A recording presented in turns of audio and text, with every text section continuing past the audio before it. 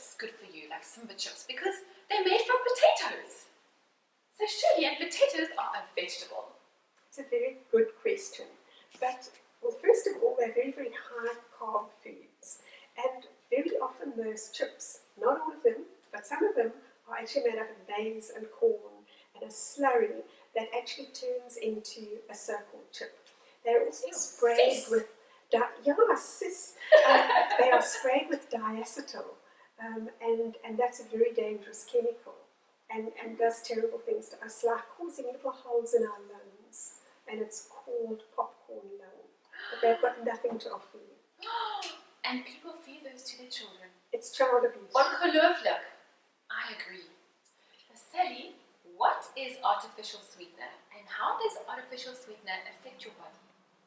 Okay, an artificial sweetener is something that is made out of chemicals, so it's not a real food at all, and it mainly affects your brain. Now, there's one artificial sweetener that is made out of aspartame, and that can even really mimic a horrific disease called multiple sclerosis. Sorry, I'm just playing for a minute. It's okay.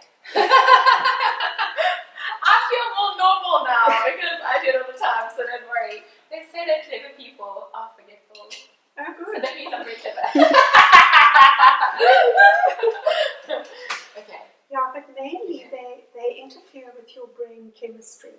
They also interfere with your body chemistry, and they can interfere with leptin, insulin signaling, and they can make you very hungry all the time.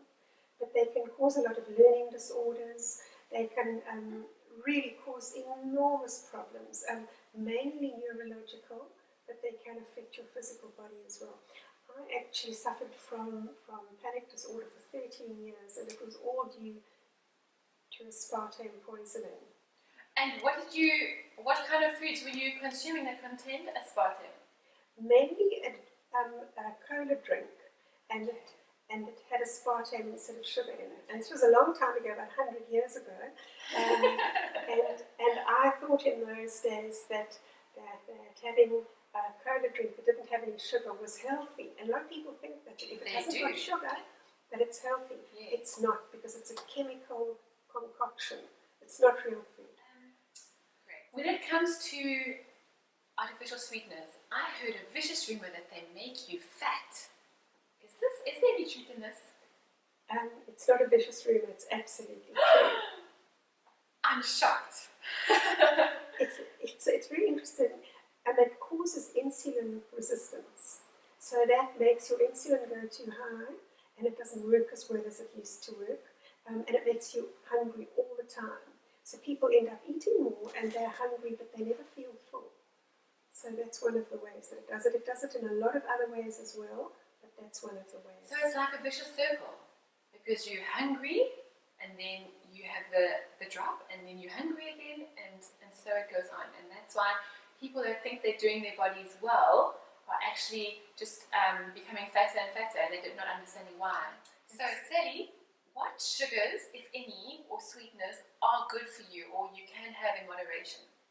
Okay, in order of how good I think they are, I would say stevia first. It is a herb, and in fact you can buy this herb, and it's called Stevia rabundia.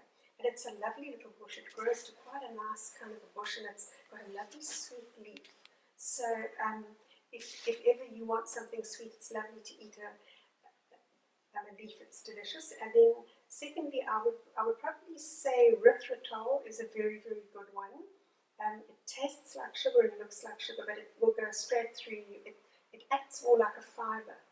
And then there is also something called xylitol, which is extremely good as well. Also goes straight through. It's not absorbed, and it has amazing healing qualities. You could say in a roundabout way, it stops infection and it builds bone.